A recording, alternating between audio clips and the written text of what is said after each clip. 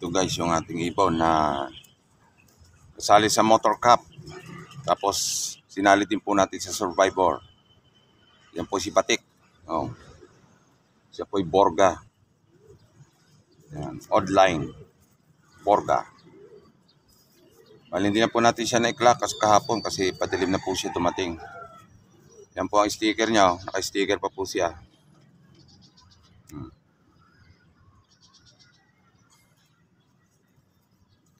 Salamat sa Diyos at nakauwi at para may panlaro pa tayo.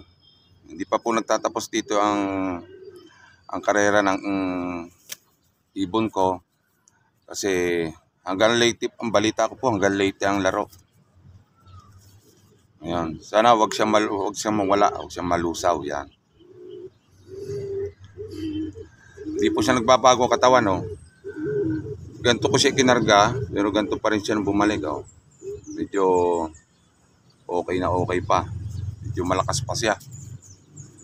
Ibig sabihin, kaya niya lumayo.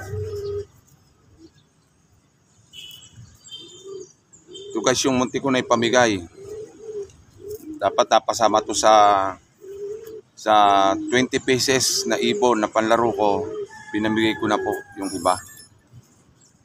Bali, nagtira na lang po ako ng ilan. Pumili na lang po ako ng yung matsatsagang umuwi kahit malayo. Isa po siya sa itinira ko. Ayan guys, oh.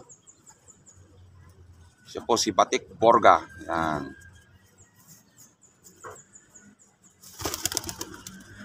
Dahil kasi magpapatuka na para medyo narito na sila sa bubong. Tawagin na natin.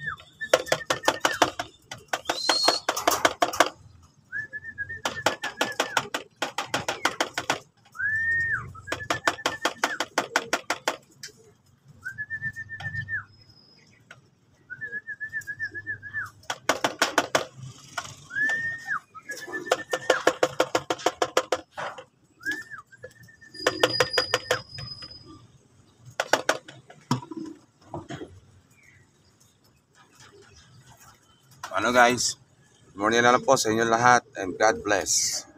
Bye.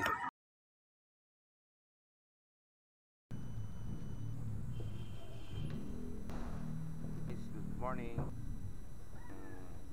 Vlog natin ngayon guys. Tungkol dito sa ating ibon na sa club nung bale aalpasan siya ng Sunday. Hindi po natuloy na alpasan ng umaga kasi napalaho po yung truck. Sila papaakyat na ng bundok.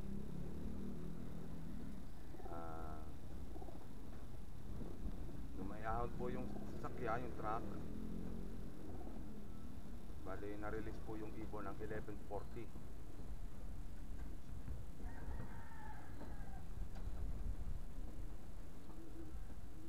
Akala ko nawala na tayo ng pag-asa na yung ating ibon hindi na makabalik.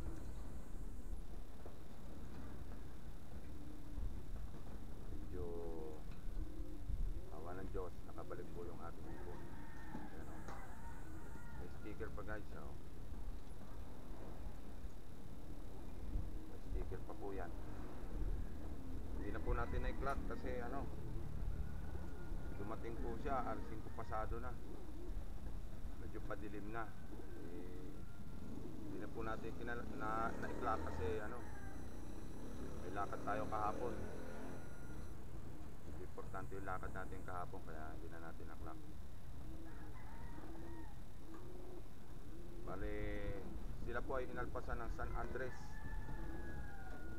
San Andres po. San Andres, Quezon. Yan. Bale, swerte pa rin pero nakauwi, may panlaro pa tayo. Hindi nga lang natin nag-clock kahapon kasi padilim na. Yung ibang ibon po ay nakarating po ng Mindoro. Nahuli po sa Mindoro.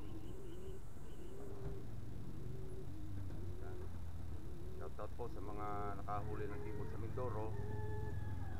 Ay sana po maalpasan nyo para makabalik po sa tunay na may-ari. Shoutout nga pala kay MJ Calvo Travel Vlog. Sarap. Kahit nasa malayong lugar ka. Yan. Palaro na naman tayo. Yan. Balik kasali po siya sa Survivor. Yan. Sinali natin siya sa Survivor. Tingnan natin kung hanggang saan ang kanyang itatatag. Kung siya makakauwi pa, layo pa, lulusaw na. Yan.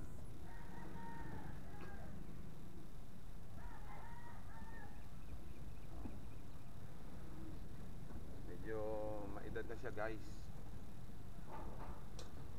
Yan. Yan po linyada. May Alex Line. Yan.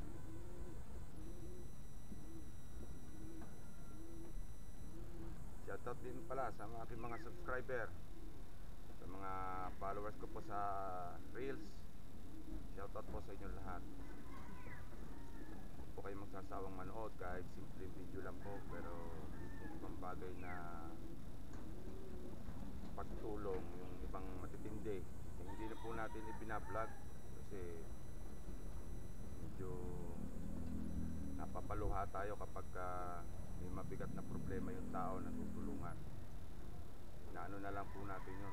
Pero yung mga simpleng bagay po, yan po, binibigyan po natin ng konti para makita niyo po yung simpleng bagay ay nakakatulong kahit pa paano sa mga taong higit na nangangailangan.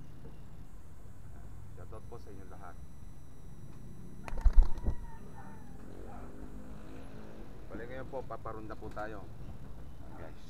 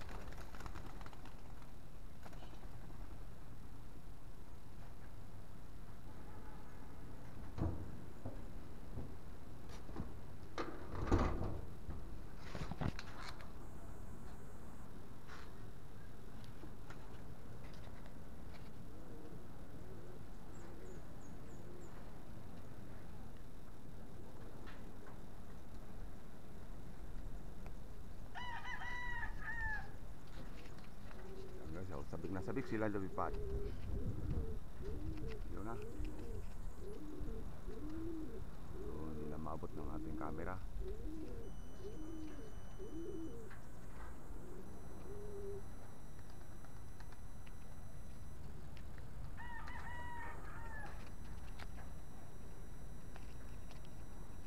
Paano guys? Good morning na lang po sa inyong lahat and God bless. Bye bye.